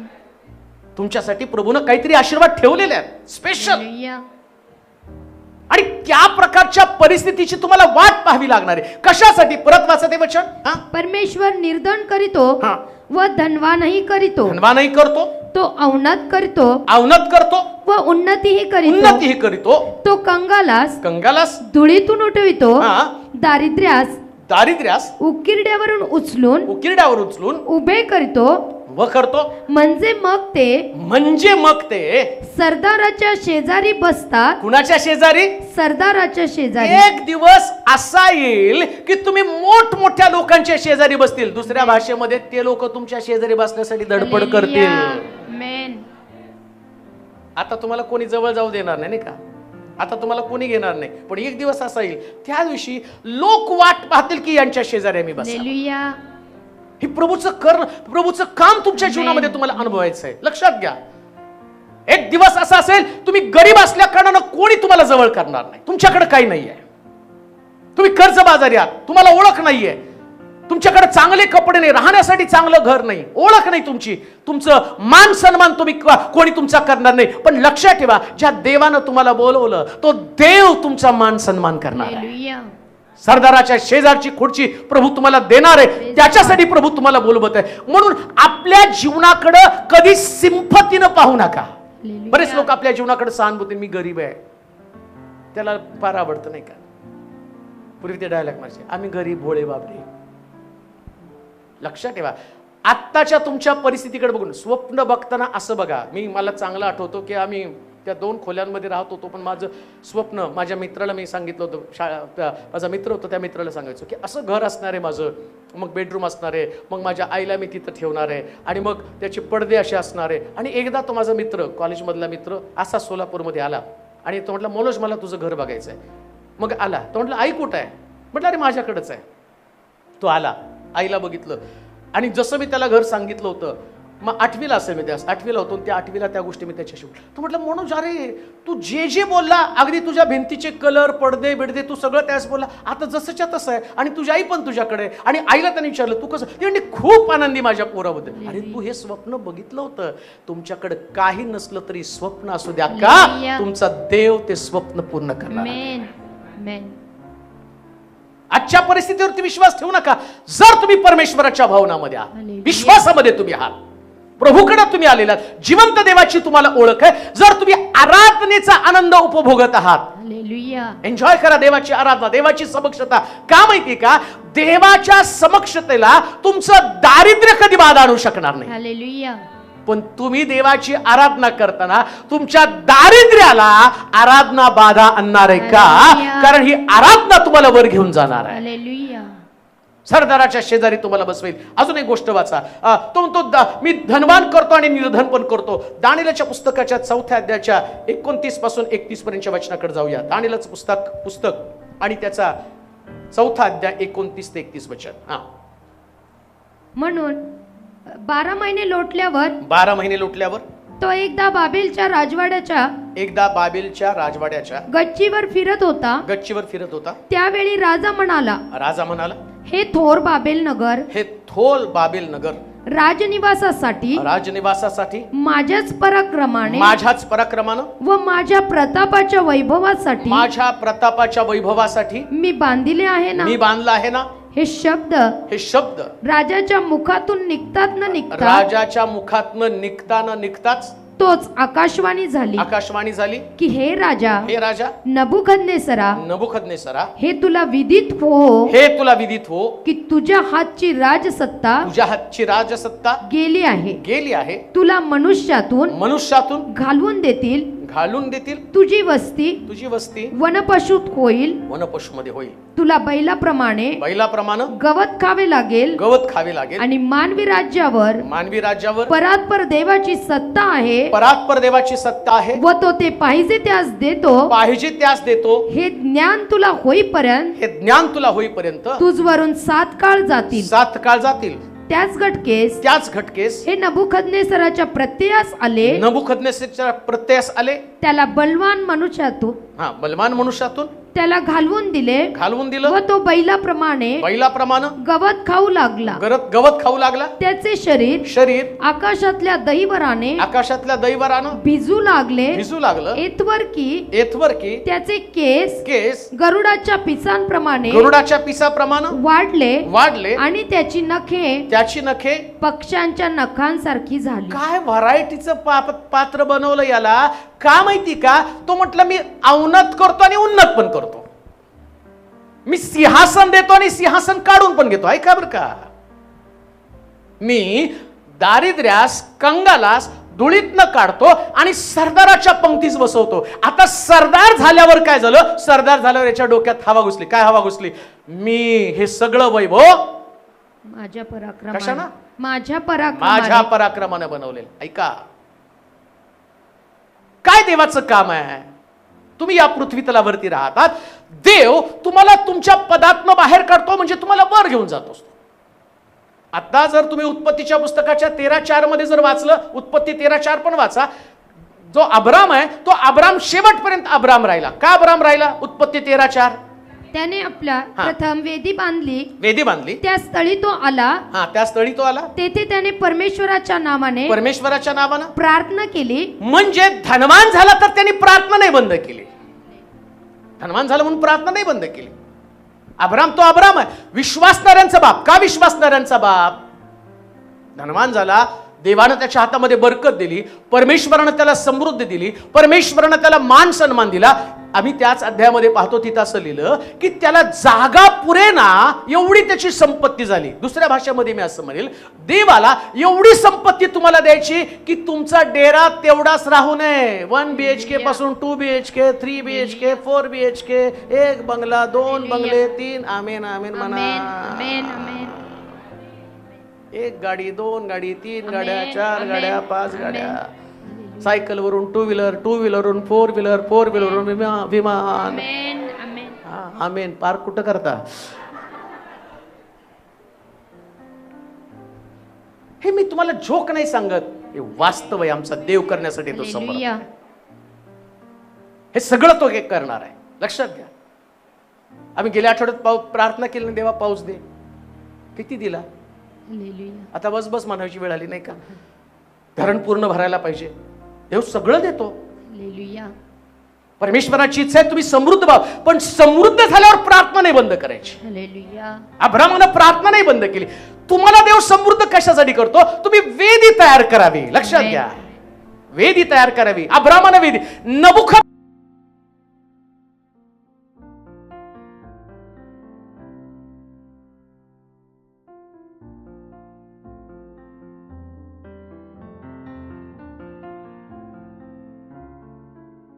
काय केलं? समृद्ध झाला, त्याची बुद्धी भ्रष्ट झाली. आता त्याचं उत्तर तुम्हाला, तो म्हटलं मी धनवान करतो आणि निर्धन. मग आता तुमची बुद्धी भ्रष्ट झाली, तुमच्या डोक्यामध्ये हवा गेली, तो काय मी निर्धन करून टाकणार आहे. आता तुम्हाला निर्धन. आता लक्षात घ्या, देव त्याचं धन काढून स्वर्गामध्ये घेऊन जात नाही. मग तो काय करतो माहिती का? पृथ्वी तलावर विश्वासणारे लोक शोधतो, जो गरीब आहे पण विश्वासामध्ये आहे, जो गरीब आहे परंतु प्रार्थनेमध्ये आहे, अशा लोकांना शोधतो. आता नबुकदनेसराचं धन दुसरं कुणाला तरी द्यायचं आहे. लक्षात ठेवा, ज्यावेळेस प्रभू तुम्हाला समृद्ध करतो आणि तुम्ही त्या स्थितीमध्ये तुमच्या डोक्यामध्ये अहंकार येतो, मीपणा येतो, गर्व येतो, मनाचा ताटा येतो. त्या शास्त्र काय सांगतं? नबुकदनेस्सरला देव म्हणत आहे, लक्षात ठेव, मी तुला बलवान मनुष्याच्या स्थितीमधनं काढणार आहे. म्हणजे काय? तुझी बुद्धीच काढून टाकणार आहे. आता याच्या बुद्धीनं विचार केला ना, तो माझ्या बुद्धीने हे सगळं काही मी मिळवलंय. पुन्हा मी तुम्हाला सांगतो, जगातले कोणतेच आशीर्वाद तुम्हाला तुमच्या बुद्धीने नव्हे तर देवाच्या शक्तीनेच मिळालेले आहे. तुमच्या बुद्धीने कोणी मिळालेलं, कुणीच दिलेलं नाहीये. आज जी तुमच्यावरती ग्रेस आहे, देवाची कृपा तुमच्यावरती आहे. तुम्हाला देवानं ते ज्ञान दिलेलं आहे, तुमच्याकडे देवानं ते चांगुल पण भरलेलं आहे, परमेश्वरानं तुम्हाला मदतीचा हात दिलेला आहे. मी ब्रदर सूरज ब्रदर आणि त्याचप्रमाणे आपले राजू ब्रदर दोघांचे पण मी ते काम बघून आलो. आणि मला असं वाटलं की सूरज ब्रदरच्या त्या कामावरती गेल्यावर ते म्हटले की मी तसा नव्हतो. पूर्वी मी रोजंदारीचं काम करत होतो, जे साधे साधी कामं करत होतो, पण वसईमधलं पहिलं विश्वासणाऱ्या लोकांची चळवळ त्यांच्या घरातनं सुरू झाली. त्याचा परिणाम काय झाला? देवाने त्यांना त्या ठिकाणात ठेवलं नाही, त्या शहरामध्ये त्यांना सगळ्यांपेक्षा मोठं केलं. का? कारण देव दाखवतो, मी जो आहे ना तो इकडून काढून याला दे, त्याचं काढून त्याला दे. मग आता एवढं सगळं दिल्यावर त्यांनी प्रार्थना नाही बंद केल्या. प्रार्थना तशाच आहे. याचा अर्थ जेव्हा तुमच्या प्रार्थना तशा असतात तसा देव तुम्हाला वाढवत असतो. नबुकदनेस्सराचं उलट झालं. नबुकदनेस्सर त्याच्या मनामध्ये अहंकार निर्माण झाला. लक्षात ठेवा, तुमची संपत्ती हा तुमचा कधी अहंकार, तुमचं ज्ञान हा कधी तुमचा अहंकार होता कामा नये. तुमचं पाचारण हे तुमचा कधी अहंकार होता कामा नये. मला जर माझ्या पाचारणाचा अहंकार झाला, मला जर असं वाटलं नाही मी सगळ्यात भारी, मी जास्त देवाच्या जवळ आहे, माझ्यासारखं कोणाला बोल, लगेच देव म्हणतो तुझं काढून तुझी वस्ती कुठं होणार आहे? काय लिहिले हो वाचा? तुला मनुष्यातून घालून देतील, मनुष्यातून घालून देतील, तुझी वस्ती वनपशुत होईल. कुठं होईल? असं देव बोलला. तुझी वस्ती कुठं होईल? वनपशु. असं म्हटल्याबरोबर आता इकडं काय घडलं माहिती का? नुसतं बोलल्याबरोबर त्याच क्षणाला काय घडलं तिथं? त्याच गटकेस नबुकदनेस्सराच्या प्रत्ययास आले, त्याला मनुष्यातून घालवून दिले. त्याला अनुभव आला, मनुष्यातनं घालवून दिलं. व तो बैलाप्रमाणे कसला बनला? बैलाप्रमाणे. आता बघा, शाळेमध्ये ज्याला काही येत नाही त्याला काय म्हणतात? आता हा काय म्हणत होता आधी नबुकदनेस्सर? माझ्या पराक्रमाने व माझ्या प्रतापाच्या वैभवासाठी मी बांधले आहे ना. काय म्हणत होता आधी? मी. आता देवाने त्याला काय केलं? बैल. आता तुम्हाला बैल बनायचंय का राजा बनायचंय? जेव्हा जेव्हा माझ्यामध्ये मी येतं त्यास देव मला माणसातनं काढून टाकतो. आणि नुसतं माणसातनं काढून टाकत नाही तर नख पण. त्याला नख आली का नाही? डबल. मी तुम्हाला मागे सांगितलं नाही का? नखावर नख. कुठली नख आली वाचा? त्याचे शरीर आकाशातल्या दैवराने भिजू लागले, एतवर की त्याचे केस गरुडाच्या पिसांप्रमाणे. आधीचे केस एवढे सुंदर होते. विचार करा, एवढे छान हेअरस्टाईल आहे आणि अचानक ते उभे राहिलेत. गरुडाचे केस दिसायला लागले का? देव दाखवतो तुझे केस सुद्धा मी मोजून ठेवलेले आहेत. आणि याच्यात मला नवल वाटतं, कित्येक लोक जर माझ्या याच्यावर व्हॉट्सअपवर तुम्ही बघितलं तर, बाळासाहेब केस गळतात, प्रार्थना करा. आणि मी त्याच्यासाठी प्रार्थना करतो ते गळायचे थांबले. तेव्हा मला कळतं, अरे वाढवणं थांबवणं सगळं देवाच्या हातात आहे.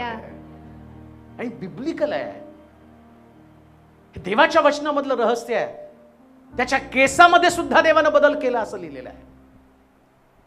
ज्याची घमेंड, ज्याचा अहंकार, ज्या विषयीची प्रतिष्ठा तुमच्यामध्ये असते ना, प्रभू ती प्रतिष्ठा तुमच्यातनं काढून घेतो. कशाला काढून घेतो? तो तुम्ही देव आहे रे.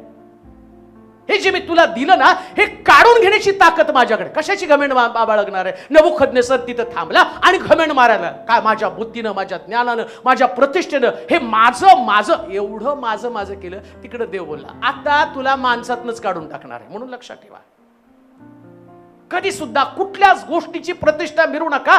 का? जेव्हा तुम्ही प्रतिष्ठा मिळवता तिथं देव त्याचं गौरव कोणत्याच मनुष्याला मिळवू देत नाही. कोणत्याच मनुष्याला नाही. देवानं त्याला राज्य दिलं होतं.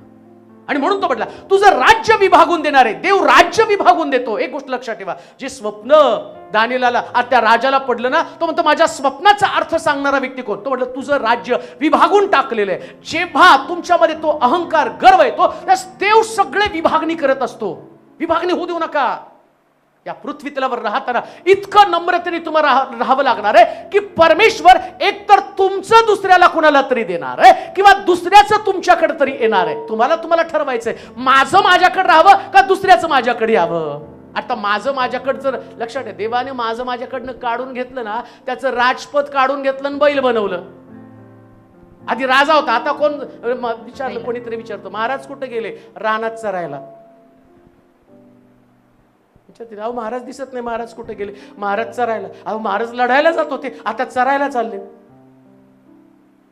महाराजांच्या हातामध्ये पूर्वी तलवार होती, आता महाराजांच्या हातात तलवार नाही. आता महाराजांच्या समोर काय बघितलं तर गवताच्या पेंड्या आहेत. महाराज पूर्वी काजू खात होते, आता महाराज कांदा खायला लागलेत ना रानातला. खाणं पिणं सगळं बदलणार आहे. पण जेव्हा तुम्ही देवाबरोबर विश्वासू राहणार आहे, तुमच्या खाण्याच्या पद्धतीमध्ये देव बदल करणार आहे आणि उत्तमातलं उत्तम तुम्हाला देणार आहे.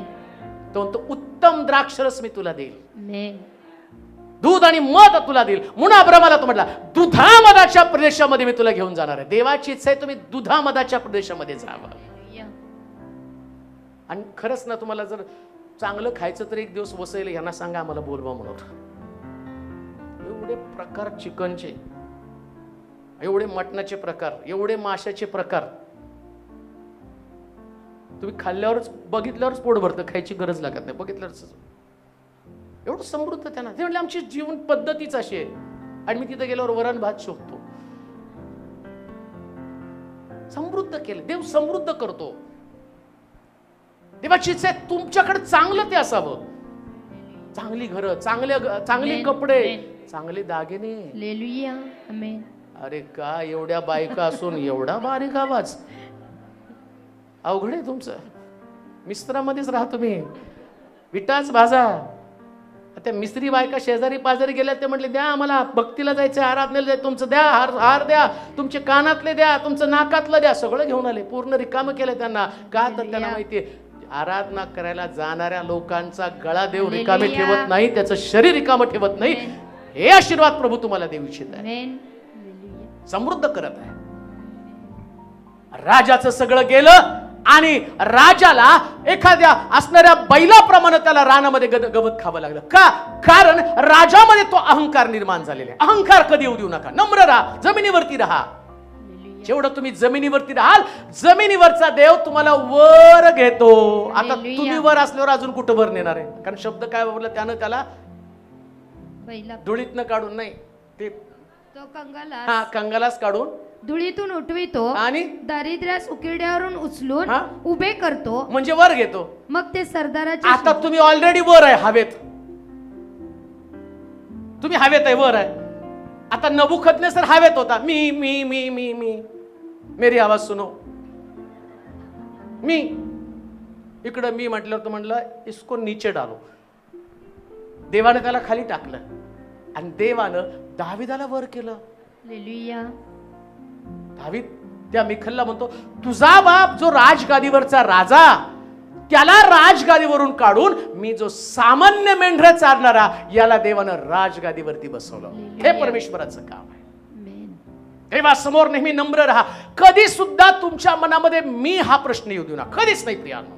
मी चांगला आहे, मी चांगली आहे, मीच खूप सोशिक आहे, माझ्यामध्ये सगळं नाही. काय प्रश्न? एलिया म्हणतो की मी एकटाच काय तो उरला? तो म्हटला नाही, 4000 संदेष्टे आहेत, 4500, की ज्याने अजून बालमूर्तीला नमन केलेलं नाहीये. अरे तू एकटा नाहीये, असे पण अजून बरेच लोक आहेत.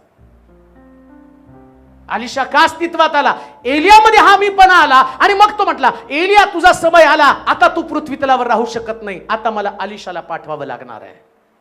एकाला तो वर करतो, एकाला खाली टाकतो. लक्षात ठेवा, तुम्हाला तुमची जागा, तुमचं स्थान, तुमचं संपत्ती या सगळ्याला सांभाळायचं असेल तर तुम्हाला देवाकडे पाहणं गरजेचं आहे. आणि म्हणून म्हटलं या राजाला त्यानं काय केलं तर राजाला त्या जागेतनं काढलं. लक्षात ठेवा, नुसतं परमेश्वरानं त्याला त्या जागेवरून काढलं नाही, मान सन्मानासहित काढलं. विचार करा, राजाला बघितल्याबरोबर लोक थरथर कापत असतील. नबुकदनेस्सर राजा तिथं आल्यावर कोण आलं तर असं राजांकडे जायची पद्धत होती, अशी खाली मान घालून जावं, खाली मान. राजाबर समोर कोण मानवर करत नव्हतं. आता राजा झाला बैल, आता खाली मान घालून जातील का काठी घेऊन येतील का आमच्या घरात येऊन काही खाऊ नये म्हणून, नाही का?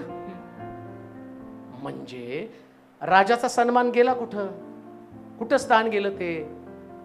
म्हणून तो म्हटला खाली पण करतो आणि वर पण नेतो. मग खाली कोणाला जातो? अहंकार ज्यांच्यामध्ये ते खाली जातात. नम्र लोक वर आहेत. नम्रता तुमच्यामध्ये तुम्हाला वर घेऊन जाणार आहे. आणि नम्रता म्हणजे माघार घेणं. नबुकदनेस्सराने मी नव्हतं करायला पाहिजे, बरं काही गरज पण नव्हती ना त्या गोष्टीची. लोकांना माहिती बाबा तू केलंय. आता लोकांना काय सांगायचं? मी केलंय. काय सांगायची गरज आहे? आता मी जर उगाच भाव मारायला लागलो, मी बांधलं बरं का चर्च, उगाच जाऊन थांबायचं कुठंतरी, सगळे पाळत बसले.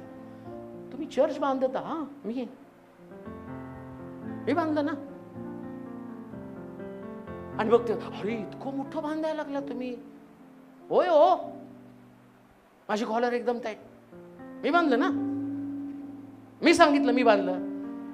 पण असं करत असताना एखादा व्यक्ती त्या ठिकाणात येतो, तो तुम्ही प्रभूनं कृपा पुरवली. देव भागवत आहे, देव पुरवठा करत आहे.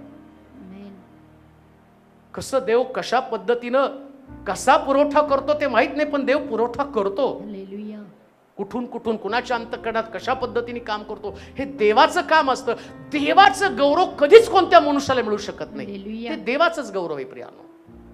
आज तुमच्या जीवनामध्ये जे पण आहे ना ते देवाचं गौरव आहे. जे पण तुम्ही आहात, तुमचं घर, तुमचा पैसा, तुमचं जागा जमीन आणि तुमचं स्थान, तुमची सेवा, सगळं देवाकडनं आहे. ती तुमच्या बुद्धीने नाही मिळाली.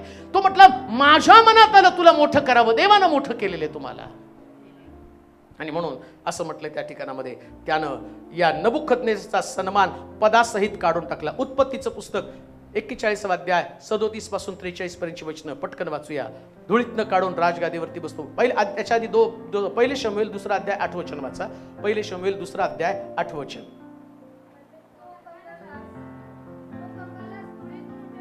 कंगालास धुळीतून उठवतो आणि दारिद्र्यास उकिरड्यावर उचलून उभं करतो.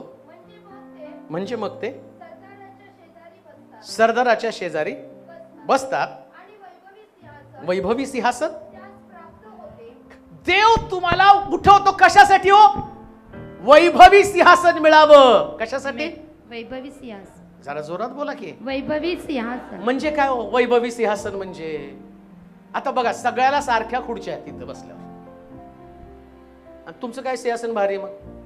यांना जरा स्पेशल आहे, ते सोफ्यावर बसलेले.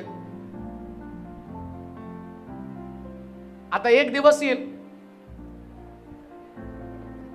हा नुसतं हातवर करू नका, 3-3 हजार तयार ठेवा. हा एक खुर्चीची किंमत 3. आता आजच्या दिवसापासून तुम्हाला सांगतो, मग सांगता राहिलं. आजपासून 100 रुपये रोज टाकले तर महिन्याभरात 3000 रुपये जमतात. एक खुर्ची वरती जायसाठी, एक खुर्ची. हा आता सिस्टर ते बघा किती, कुठून आला? वसई, कुठून?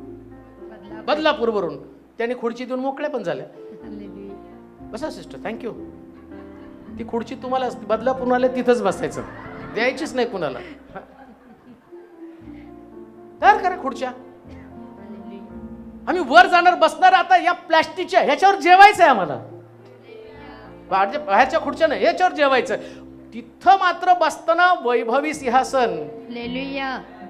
देवाची इच्छा आहे तुम्हाला सिंहासन सुद्धा वेगळं असावं. आता काय मी त्याचा विचार करतो, तो म्हटलं तो कोणाला तरी वर काढतो, कोणाला तरी खाली टाकतो. आणि ते वैभवी सिंहासन त्याच्याविषयी मी विचार करताना इतकं सुंदर प्रभूनं मला दाखवलं. आणि त्याच्यात मला उत्पत्तीचं पुस्तक 41 आणि 37 पासून 43 पर्यंत वचन वाचा, म्हणजे तुम्हाला ते वैभवी सिंहासन कसं असतं. उत्पत्तीचं पुस्तक 41 अध्याय 37 ते 43. हे फारोला व त्याच्या सर्व सेवकांना अगदी पटलं. तेव्हा फारो आपल्या सेवकास म्हणाला, ज्याच्या ठाई देवाचा आत्मा आहे, देवाचा आत्मा आहे, असा या पुरुषासारखा आपणाला दुसरा कोणी आढळेल काय? कोणी आढळेल काय? आणि फारो योसेपास म्हणाला, देवाने तुला या सर्व गोष्टींचे ज्ञान करून दिले आहे, त्या अर्थी तुझ्यासारखा चतुर व शहाणा दुसरा कोणी नाही, तर तू माझ्या घराचा अधिकारी हो, तुझ्या आज्ञेप्रमाणे माझी सर्व प्रजा चालेल. राजसनापुरताच काय, तो मी तुझपेक्षा मोठा. फारो योसेपास आणखी म्हणाला, पहा, तुला मी अवघ्या मिस्र देशावर नेमतो. मग फारोने आपल्या बोटातील मुद्रिका काढून योसेपाच्या बोटात घातली. त्याला तलमतागाची वस्त्र लेवली आणि त्याच्या गळ्यात सोन्याची कंठी घातली. मग त्याला आपल्या मागच्या रथात बसवलं आणि मुजरा करा असे ते त्याच्या पुढे ललकारत चालले. या प्रकारे त्याने त्याला अवघ्या मिस्र देशावर नेमले. आता तो म्हटला, मी तुम्हाला गौरवी सिंहासन देईल. आता गौरवी सिंहासन काय? आता आम्ही वाचलं. आता हा योसेफ कुठे आहे माहिती का? तो बंदिशाळेमध्ये, जेलमध्ये आहे. आणि जेलमध्ये असणाऱ्या या कैद्यावरती आरोप काय? बलात्कार. काय आरोप आहे? आणि कुणी आरोप केलाय? पोटिफाराच्या पत्नीनं. आता प्रभू काय म्हणतो माहिती का? मी तुला उकिरड्यावरून काढून गौरवी सिंहासन देईल. लक्षात ठेवा, पृथ्वी तलावर जगताना लोक तुमच्यावरती काय आरोप करतात हे डोक्यात घेऊन कधी जगायचं नसतं. हालेलुया. काय मी बोलतो लक्षात घ्या. जेव्हा तुम्ही देवाचे लोक या नात्यानं जीवन जगता, त्यास तुमच्यावरती आरोप होणार आहे. खरे असतील खोटे असतील, आरोप होणारच आहे. आता आरोप झालं म्हणजे सगळं संपलं असं होत नाही. योसेफ बंदिशाळेमध्ये असताना सुद्धा इतका देवाला भिवून वागत होता. आणि शास्त्र सांगतं, जेव्हा तुम्ही सगळ्या गोष्टीपेक्षा देवाच्या आत्म्याला महत्व देता. कशाला महत्व? देवाच्या आत्म्या. तिथं लिहिलंय, त्याच्या ठाई देवाचा आत्मा. काय होतं त्याच्यामध्ये? देवाचा आत्मा. तुमच्या देवाचा आत्मा जाऊ देऊ नका. आत्म्याला नाही विसू देऊ. योसेफ, आता योसेफ त्यानं असं म्हटलं, नाही माझ्यावरती असला कसला घाण आरोप केला. म्हणू शकलं असतं योसेफ, मी एवढा चांगला नीतिमान माणूस आहे आणि माझ्यावर. एक गोष्ट लक्षात ठेवा, जगामध्ये आरोप करताना लोकांनी येशूला पण सोडलं नाही. ऐका बरं का, ज्यावेळेस येशू ख्रिस्त शिमोनाच्या घरामध्ये जेवायला गेला होता आणि त्या मरियेने येऊन त्याच्या पायाला हात लावला आणि त्याचे पाय धुतले, त्यास धार्मिक लोकांनी काय चर्चा केली माहिती का? याला जर कळलं असताना ती कोण आहे तर त्यानं हात पण, म्हणजे धार्मिक लोकांच्या डोक्यामध्ये येशूवरती आरोप होते. येशू सुटला नाही, पण तुम्ही सुटणार आहात का? मग आता विचार करा, ही बातमी येशूच्या कानावर गेलीच असेल ना 100%. ज्या अर्थी शास्त्रात नोंद झाली त्या अर्थी बातमी येशूच्या कानावरती गेली की हा बा, आणि त्या पापी स्त्रीने याला हात लावला, तिच्या संपर्कामध्ये तो आला. मग तो येशू असं नाही म्हटलं की नाही आता या लोकांनी माझ्यावरती आरोप केले, मग आता मी नाही प्रार्थना करत, आता मी नाही सेवा करत, सोडून देतो. त्याला माहितीये नाही, हे सगळं जनरल आहे. मी जनरल नाही, मी स्पेशल आहे. हालेलुया. तुम्ही कोणी सुद्धा व्यक्ती या पृथ्वी तलावर आरोपापासून कधी विभक्त होऊ शकणार नाही. आरोप होणार तुमच्यावरती आणि तुमच्या आरोपाचं निर्दोषत्व तुम्हाला लोकांना सिद्ध करण्याची गरज नाही. देव सिद्ध करून दाखवत असतो. देव सिद्ध करून दाखवत असतो तुम्ही काय आहात. जेव्हा तुम्ही लोकांना काय आहेत दाखवायला जाल, तुमचं सिंहासन जाणार आहे. आणि जेव्हा देव दाखवतो, काय देवानं दाखवलं असं लिहिलं, तो राजा म्हटला आता तू माझ्या मागच्या रथामध्ये बस, मी तुला झगा घालतो. माझा गळ्यातला सोन्याचा काय कंठी, काय हो कंठी, कंठी आता नाही कोणाकडे आहे का? सूरज बिरज तुमच्या आहेत गळ्यात? घरी तिकडं आहे, त्यांच्याकडे भरपूर सोनं आहे. दिसतात बघा कधी कधी तो याच्यामध्ये असा जबरदस्त मोठाच्या मोठा सोन्याचा तो कंठ. योसेपाच्या गळ्यामध्ये तिथं साखळदंड होते. ऐका बरं का, जेलमध्ये पण जेव्हा देवानं त्याची स्थिती बदलायला सुरुवात केली, साखळदंड गेले आणि सोन्याचा कंठ त्याच्या गळ्यामध्ये आला. बायबल मधलं ट्रुथ लक्षात घ्या, जेव्हा तुम्ही प्रभूकडे पाहता देव तुमची स्थिती बदलतो. आता अजून एक गोष्ट तुम्हाला सांगतो. इकडं पोटीपराच्या पत्नीनं त्याच्यावरती आरोप केला, माझ्यावर बलात्कार केला, माझ्यावरती बलात्कार केला. आता हा जेलमध्ये बरेच दिवस राहिला. आता जेलमध्ये राहिल्यावर सुद्धा याच्यामधला देवाचा आत्मा नाही गेला, त्यानं देवाच्या आत्म्याला नाही जाऊ दिलं. इकडं ज्या लोकांमध्ये देवाचा आत्मा असतो, जगाला असल्या लोकांची गरज असते का? ज्याच्यामध्ये देवाचा आत्मा आहे तोच व्यक्ती जगाला वाचवू शकतो.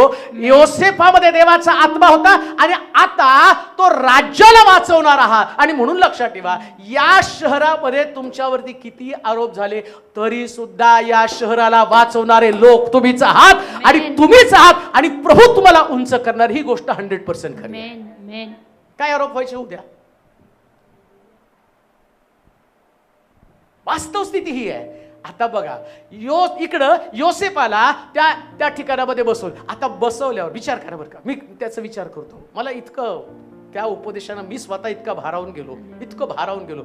इकडं पोटीपराच्या पत्नीनं सांगितलं की यानं माझ्यावरती बलात्कार केला आणि त्या पोटीपरानं काय केलेलं, जेलमध्ये टाकलं. आता राजानं फरमान केलं, सगळ्यांनी त्याला मुजरा करायचा. ऐका बरं का, सगळ्यांनी कुणाला मुजरा करायचा? आता योसेफाला मुजरा करण्यासाठी पोटीपराची पत्नी सुद्धा, पोटीपराची पत्नी त्याच्यावर आरोप करत होती, यानं माझ्यावरती बलात्कार केला, बलात्काराचा प्रयत्न केला. आता पोटीपराची पत्नी, राजा काय फरमान करतो? सगळ्यांनी मुजरा करायचा. आता ज्या बाईनं ताठमानेनं त्याला जेलमध्ये टाकलं, त्या बाईला त्याच्यासमोर मुजरा करावा लागत होता. हे देवाचं काम आहे. पण याच्यात वेळ नाही खर्च करायचा. कशात वेळ खर्च करायचा? आत्म्यामध्ये बलवान होण्यासाठी वेळ खर्च करायचा. त्याच्यात नाही वेळ खर्च. ह्या जगिक गोष्टी आणि हे ते याव डॅश ढुश नाही. सिरियल, आपलं जीवन सिरियल नाही बनवायचं. आपलं जीवन एक जबरदस्त पिक्चर असा बनला पाहिजे ना, तो चित्रपट बनता बनता लोकांनी जगला पाहिजे आणि म्हटलं पाहिजे धुळीत न काढून राजगादीवरती बसला. आता जेल मधला विचार करा, जेल मधलं जे वातावरण आहे, तो योसेफ जेलमध्ये असताना बॅच नंबर 315, जेलच्या कैद्याला नंबर असतो. आणि मग आता त्याच्या कैदी नंबर 312 315 काहीतरी असेल. आता मला कुणाला तर ते पिक्चर मधलं एखादं मी बघितलं का, पाळक साहेबांनी एक नंबर असतो तिथं, तो नंबर जो मला आठवला ते बोललो बरं का मी. नाही तर लोकांची डोके लय चालतात भयानक. मग ते 312 नंबर 15 नंबर काहीतरी त्याचा बॅच असेल आणि चाललंच डोकं कुठंतरी. तो बॅच घेऊन तोच चाललेला आहे. आता जेल मधनं बाहेर आला. आता कुठला जागा आहे? काय लिहिलं? तागाची वस्त्रे. कुठली वस्त्र? तलम तागाची वस्त्रे. आधी त्याला खादी मांजर पाठवत जेल मधलं, आता काय आलं? तलम तागाची वस्त्रे. लक्षात ठेवा, जेव्हा देव तुम्हाला उभं करतो त्यास तुमची सगळी वस्त्र जाऊन तुम्हाला नवीन वस्त्र तो देतो का? कंगालाच तो उठवतो. हालेलुया. अजून एक गोष्ट तुम्हाला सांगतो, कधी सुद्धा आत्मिक जीवन जगत असताना योसेफाला प्राप्त होणारा नीतिमत्व, योसेफाला प्राप्त होणारा मान सन्मान हा अपमानित झाल्याशिवाय कधीच मिळत नाही. दुसऱ्या भाषेमध्ये मी तुम्हाला असं म्हणेल, तुम्ही धुळीत पडल्याशिवाय राजगादी तुम्हाला मिळणार नाही. म्हणून धुळीची पण काळजी करू नका. आम्ही धुळीत पडलो आम्ही पडलोय बघा, आम्हाला कोण विचारत नाही. तुम्हाला कोण विचारत नाही हीच गोष्ट तुमच्यासाठी खूप भारी आहे. का माहिती का? विचारणारा तुम्हाला असं विचारेल ना, असं उभं करेल की सगळे लोक तुम्हाला मुजरा करतील, असं शास्त्रात लिहिलेलं आहे. असं शास्त्रात लिहिलं, मी माझं म्हणतो नाही सांगत. काय लिहिलंय तिथं? मग फारोने आपल्या बोटातील मुद्रिका काढून योसेफाच्या बोटात घातली. काय केलं त्यानं? मुद्रिका काढून. आधी सगळं लोखंडाचं होतं आतमध्ये, माहित नाही त्यावेळी. जे आता याच्यामध्ये जर बघितलं, स्तोत्रामध्ये म्हटलं की त्याला पितळी अडसर, कदाचित ते पितळी सुद्धा असतील. पण आता पितळी गेले आणि कशाचे आले? सोन्याचे, ते पण राजाकडचं सोनं बरं का, तुमचं 22 कॅरेट, 18 कॅरेट, 15 कॅरेट, 14 कॅरेट आणि 1 ग्रॅम आणि 2 ग्रॅम नाही का. परत इथं एक दाखवलं ते सबसे सस्ता सोना, त्यामुळे हे डुप्लिकेट नाही, ओरिजिनल आहे. 2 लाख का हार 10,000 में. मी म्हटलं कसं काय पॉसिबल आहे. आणि त्याच्यावर 2 लाख का हार 10,000 में, सबसे सोना, ओरिजिनल सोना. शक्य आहे का ओरिजिनल एवढं 2 लाखाचं तुटून पडले असते, त्याला मारून तोडून सगळं घेऊन आले असते. आपल्याला एवढं स्वस्त कोण देणार आहे. फाटक्या साड्यांना गर्दी लागते सेल लागल्यावर नाही का, मान्सून 1 पर 1 फ्री म्हटल्यावर. तो डिफेक्ट कळत नाही, घरी गेला अगं बाई पिचली इथं. पण त्या साड्याला गर्दी करतो आम्ही, इथं हे डुप्लिकेट आहे.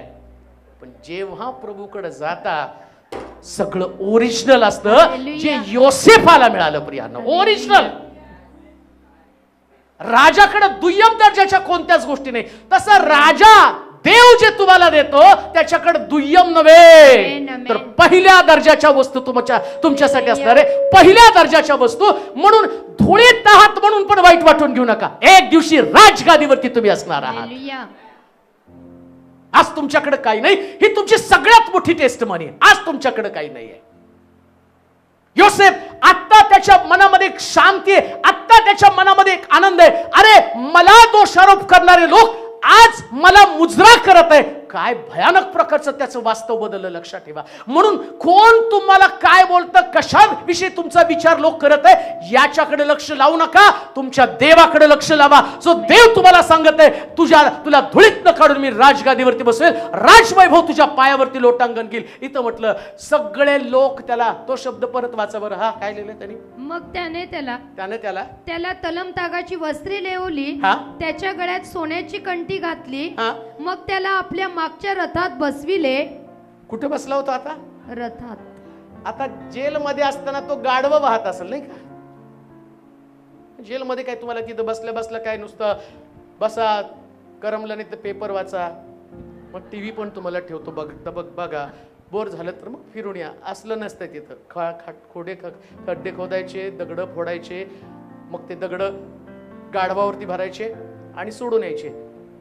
आता तो म्हटला मी तुझी स्थिती बदलणार आहे. आता गाढवावर नव्हती बसला, आता रथात बसला होता. हालेलुया. आहात कुठं तुम्ही. जेव्हा देव तुमची परिस्थिती बदलतो ना, तुमचं वाहन सुद्धा बदलून टाकतो. हालेलुया.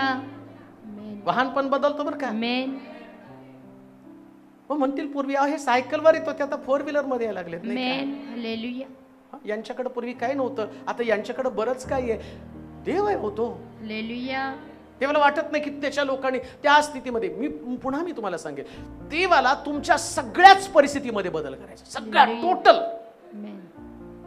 आज ज्या काही परिस्थितीचा सामना तुम्ही करतात ना, ती परिस्थिती तुमची नसणार आहे. संदेश तुझ्याकडे आली की नाही बाबा, 2 व्हीलर आली का नाही. 2 व्हीलर आल्यावर 4 व्हीलर यायला किती वेळ लागणार आहे.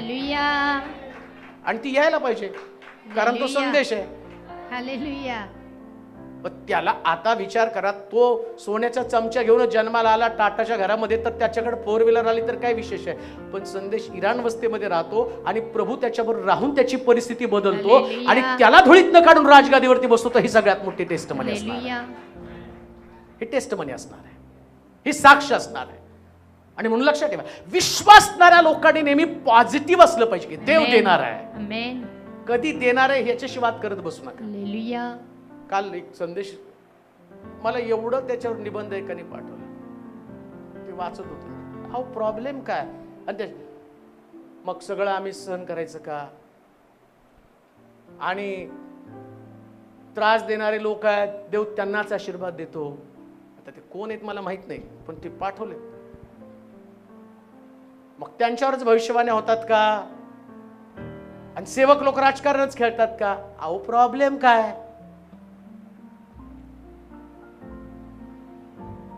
मग देव पक्षपाती नाही का.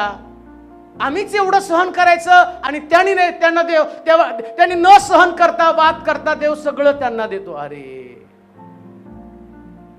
ज्या अर्थी तुमच्याकडे धूळ आहे त्या अर्थी राजगादी असणार आहे ना. तुम्हाला धूळ सहन करता येत नाही, राजगादीवरती कसं पोहोचणार आहेत. जे लोक धूळ सहन करतात तेच राजगादीवरती पोहोचतात. लक्षात. आज तुमच्याकडे नकारात्मक परिस्थिती एक दिवशी तुम्हाला पॉझिटिव्ह बनवणार आहे आणि प्रभूचे आशीर्वाद तुमच्याकडे पाठवणार आहे. राजश्री, बदलली का नाही परिस्थिती? हालेलुया. वाटत होतं का तुला तू तिकडे गव्हर्नमेंट मध्ये लागशील? केवढ्या खेट्या मारल्या, साधे साधे काम करत करत. बघा त्याचा चेहऱ्याला पण किती ग्लो आलाय. पूर्वीचा तिचा चेहरा, आत्ताचा तिचा चेहरा, लिडिंग करायला ती वर आल्यानंतर असं वाटत नाही राजश्री आहे, असं वाटतं वेगळीच कोणती नाही का, भाग्यश्री का काही नाही, राजश्रीच्या ऐवजी. हालेलुया. चेंज. हालेलुया. सगळं बदललेलं आहे. असं कोण आहे या ठिकाणामध्ये ज्यांचं काहीच नाही? सिस्टरने सांगितलं येताना त्यांच्याकडे जागा नव्हती, 6 महिन्यात आली ना.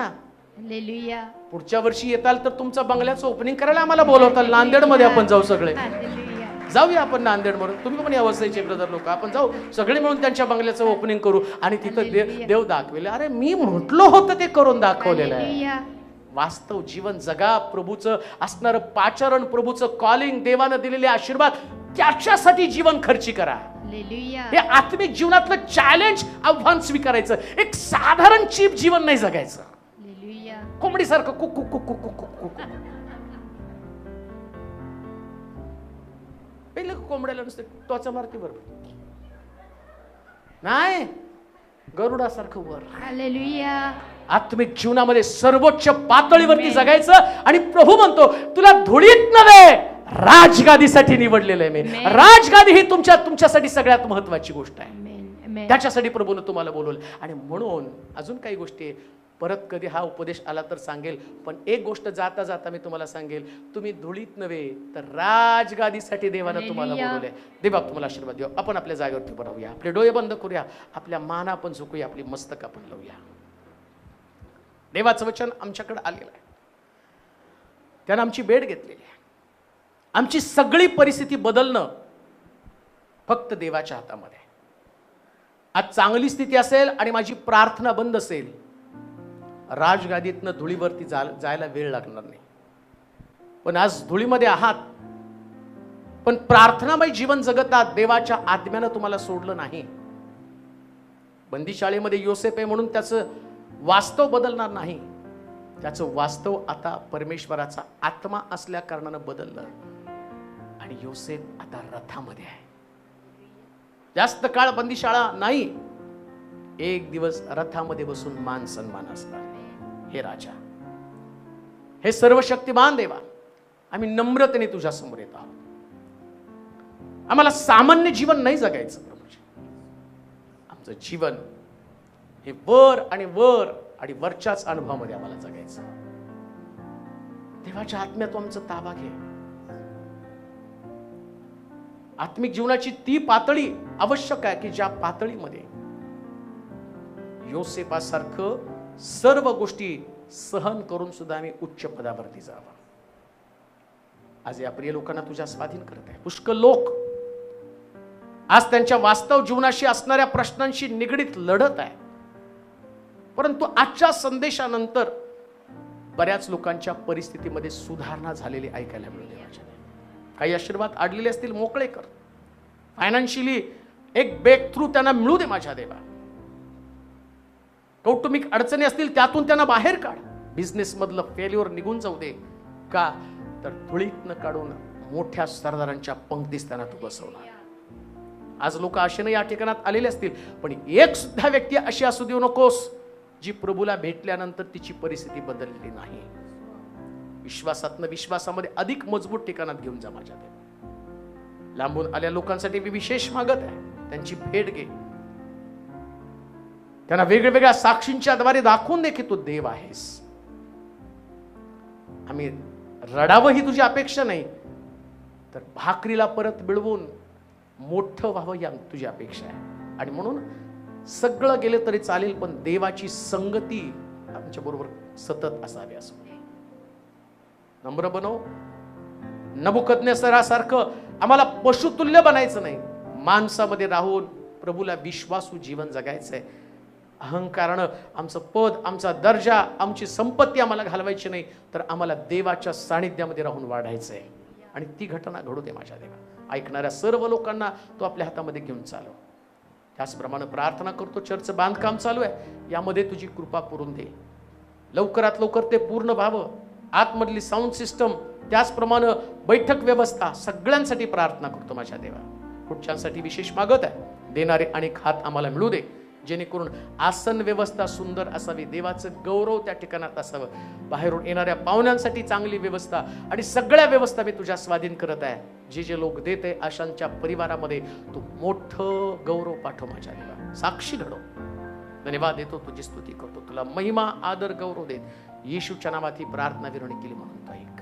आमेन. आता देवबापाची प्रीती, प्रभू येशू ख्रिस्ताची कृपा, पवित्र आत्म्याची सहभागिता तुम्हा सर्वांबरोबर आता आणि सदा सर्वकाळ राहो.